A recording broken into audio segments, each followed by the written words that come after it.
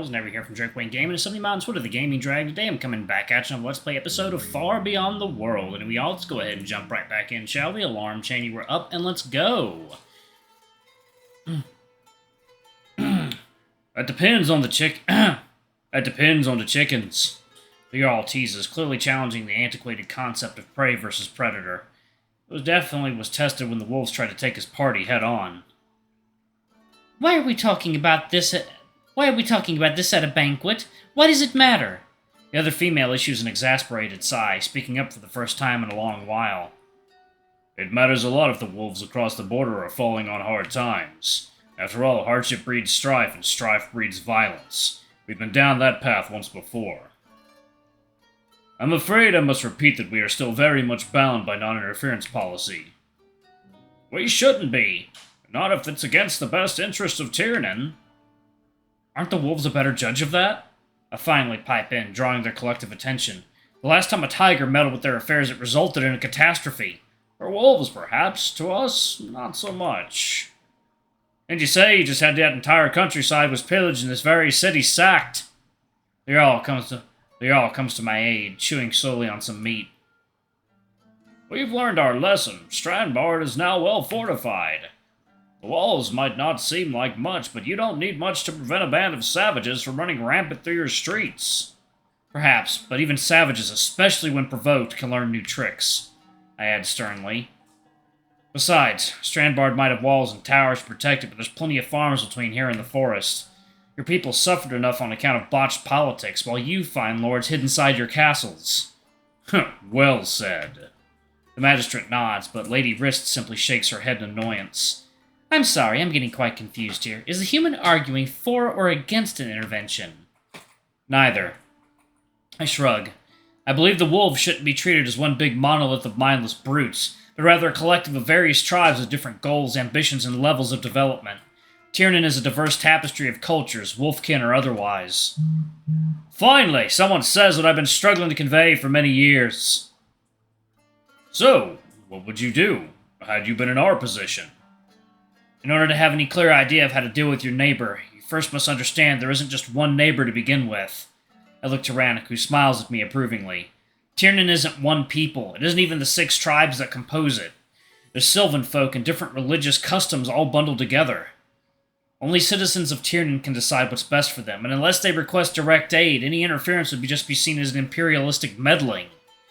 Hear, hear. Truer words have never been spoken on the matter. I feel much relieved knowing where the human stands. The noble tigress pats the table, giving me one of her rare approving smiles. I'm not sure how I feel about her, but my misgivings have to wait as the magistrate raises his cup in our direction. 1 second, y'all. Water time. Guys and gals, and we are back. Let's go ahead and jump back in, shall we?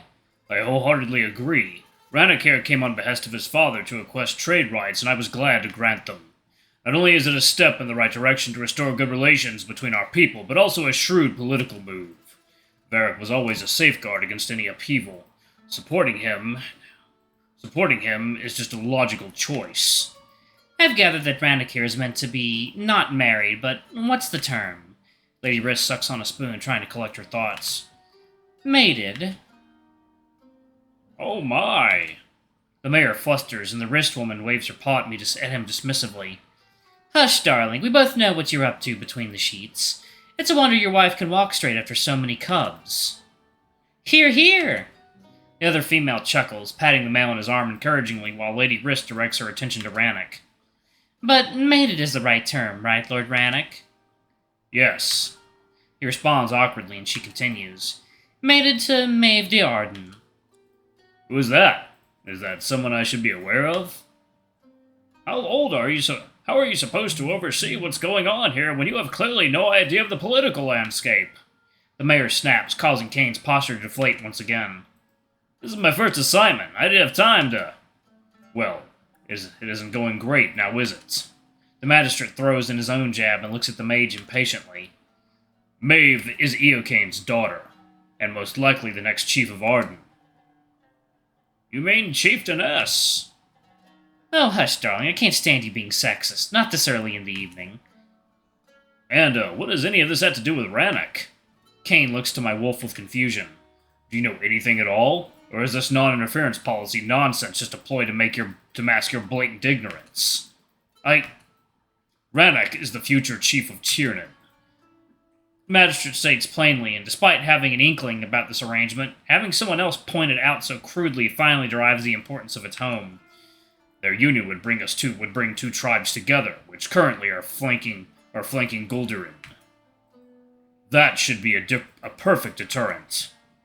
It's supposed to happen on the equinox, isn't it? Yes. Rannoch almost mumbles in embarrassment. Didn't seem awfully keen at the prospect and sneaks apologetic gazes towards me. A little more than a month away, then. I doubt we'll see much change in such a short span of time. How do you know all this? I asked, confused as to how this is even such a common knowledge. It's a mark of poor leadership being blind to one's surrounding. We keep tabs on all the goings-on in our vicinity. Anyway, seems like the matters are well in paw to sort themselves out. No need to worry. I guess our royal errand boy has trudged all this way up here for nothing.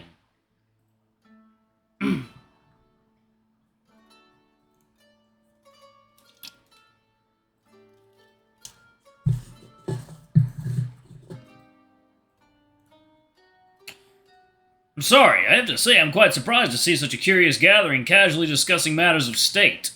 The mage blurts out in discomfort, drawing surprised gazes from the other guests. I thought you said you were at court. I was, but at court courtiers really participate in statecraft. Huh, would you look at that? People rarely discuss delicate matters when they have a rat in their midst. That's a little bit uncouth. Lady Briss smiles, not at all minding the wording despite her weak protest. But true. The Jarl flashes his brows teasingly. Taligan often complains that within the palace walls even the shrubs have ears. Ha! That he does. You mean, His Imperial Majesty the Sorcerer King? Kayn interrupts with a rather harsh and disapproving tone. I mean Taligan, the Sorcerer King, yes.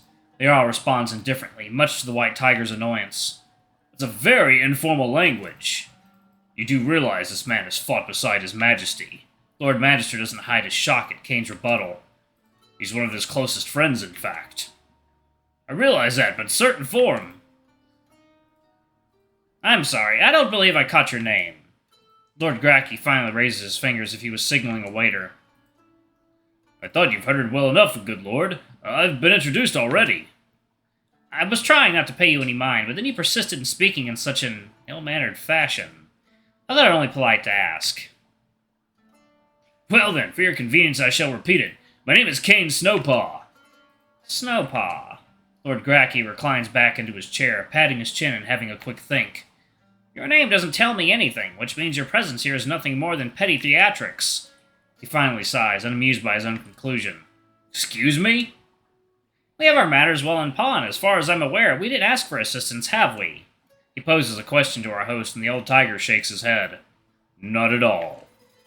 So, your sudden arrival, as surprising as it rightfully is, falls slightly flat when it comes to your unsurprising person. I'm not sure I follow. I don't know who you are, and as I know everyone who matters, you can do the math. Since we didn't ask for an Imperial errand boy, I fail to see how any emergency could warrant someone as, forgive me for my frankness here, inconsequential. My lord, I assure you I'm anything but inconsequential. Kayn responds sternly, while Rannoch and I exchange confused glances. There's a lot of tension in this room, and surprisingly, none of it is directed at us. The threat we face to the stability of our realm is real and significant, and is posed from within. I'm here to ensure smooth and uneventful governance, in which I fail to understand how a lowly banker participates.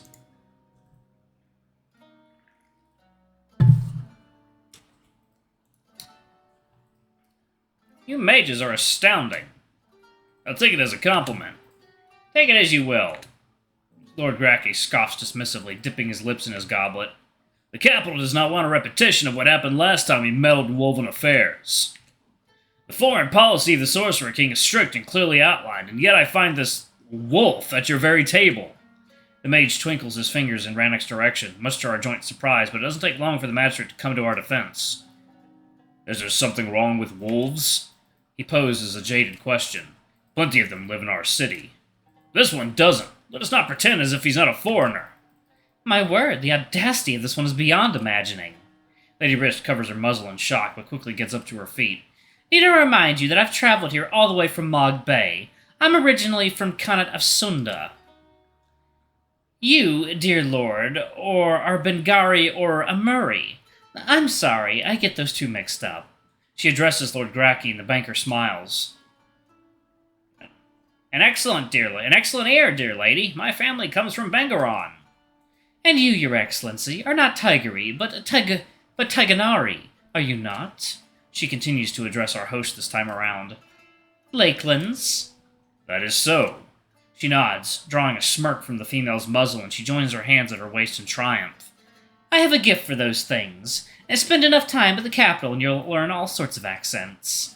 The only native at this table is the kind Lord Mayor, but even his wife hails from the southern bank. Correct! And you yourself, judging by your fur and tongue, are clearly from Amaron. She points to the mage with barely hidden disgust. So do not wave your greasy little finger around this room, pointing out who's foreign and who's not. We're all children of Avalan here. Hear, hear! Perhaps I misspoke. Oh, there is no doubt about that. The female shakes her head, and her jiggling jewelry seems to add an emphasis as she takes back her seat. I admit that receiving diplomats from other states infringes on foreign policy. It's not foreign policy, it's just simple commerce. Lord Graki interjects in annoyance, leaning onto the table and looking right at Rannoch. The wolf came to ask for trade rights, plain and simple. Forgive me for repeating myself, but I fail to see what business someone who does not hold the official position of the government could have in this debate. Dear Light, is this brash lad going to be like that the entire evening? Lady Wrist sighs, rubbing her temple and signaling to the servants to refill her goblet. I'm sorry, Lady Wrist, for dragging the conversation down. I didn't expect it to take such a turn. Oh, not at all. She sighs after a mouthful, slowly sinking back into her seat. Alright, I'm going to go ahead and pause it right there. Thank you all so much for watching. Don't forget to like, comment, subscribe, ring that notification bell, and check out our Patreon and our YouTube memberships if you can. It always helps. Anyway, I love you all, and I'll see y'all in the next video. Bye-bye!